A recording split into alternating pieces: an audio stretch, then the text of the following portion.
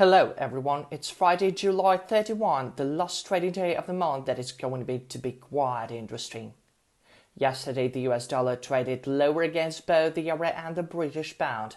Sterling found support from the Bank of England's decision to maintain its key interest rate at 3.75% and heightened expectations of a potential interest rate hike in the near term, possibly this fall. The euro was supported by German inflation data that exceeded analyst expectations, while consumer price growth slowed in June. It accelerated in July, rising by 0.8% month-on-month and 2.8% year-on-year. This could be a strong argument for the European Central Bank to consider raising interest rates. Meanwhile, the dollar came under pressure from revised US GDP growth figures for the second quarter of 2026. The US economy was projected to expand by 2.1%, but the actual figure came in at 1.5%, representing a significant downward revision. In addition, the PCE price index for June, the Federal Reserve's preferred measure of inflation, did not help the dollar's case. In May, the index rose by 0.3% month-on-month and 3.4% year-on-year. However, in June, it recorded gains of only 0.1 monthly and 3.3 annually. These figures have eased expectations for a third interest rate hike in September. Nevertheless, much will depend on the situation in the Middle East and the evolving dynamics of inflation. Many countries reported cooling inflation in early summer. However, the escalation in hostilities between the US and Iran in late June has contributed to raising inflation globally, along with increases in oil and gas prices. Now let's take a look at today's macroeconomic calendar. Key releases include UK housing prices and Germany's unemployment rate, along with inflation data from the Eurozone.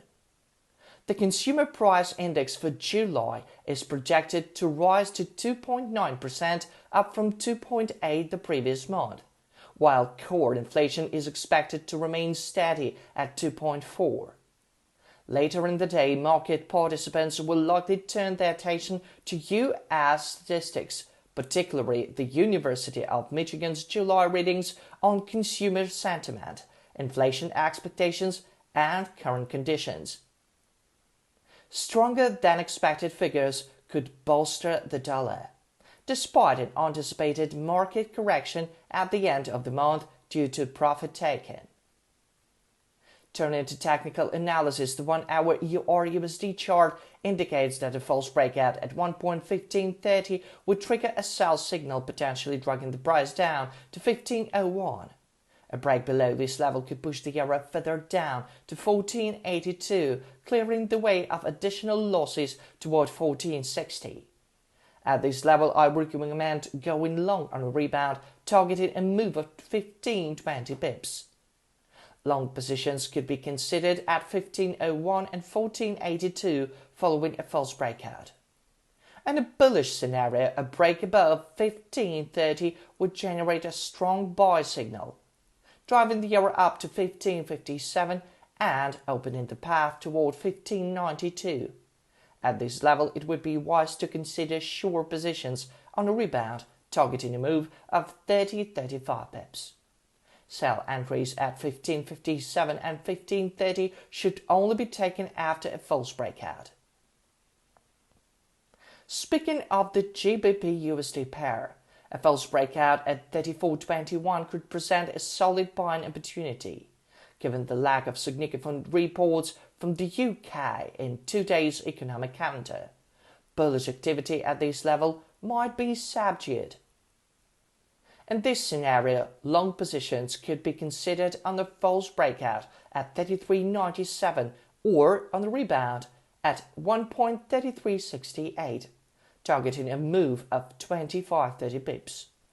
Alternatively, if bulls regain control at 34.51, sterling could gain stronger upward momentum, potentially reaching a new one-week high around 34.78. At this level, it would be prudent to consider short positions on a false breakout. As the pound extends its gains to 35.09 and 35.48, these levels would be suitable for placing sell entries on a rebound, expecting a move of 25-30 pips. Best of luck to everyone. Have a great weekend.